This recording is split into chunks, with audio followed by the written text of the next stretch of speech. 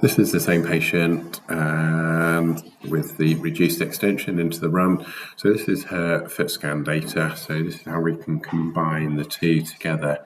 So the things we'll be looking for here is the central progression line, which is looking great. It's fairly central and then comes over towards the big toe. We're not getting a lot of loading through that first MCP joint. We can see it's all second, which will show that there is a potentially functional block because we've got a good range movement.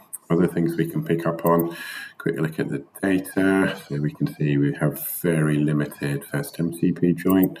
The timing of the area, again, it's all around that second, third metatarsal head.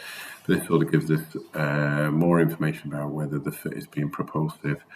So we can see these are the heel curves. We can see that left one is everting more than the right one.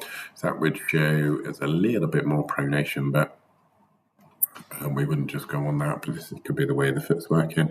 But this is more important, so we need to be getting pressure underneath that red area, that first MTP joint. So we can see on both of these a little bit further and higher on that right side. The left one, the peak is around about here in a very shallow tail. Again, that shows we're not really pushing. The toes, doing a little bit of work, but this is almost a passive load. The main area of propulsion is over here. And not as much force through the forefoot as we are getting heel contact. It's definitely heavy heel contacting and not much push.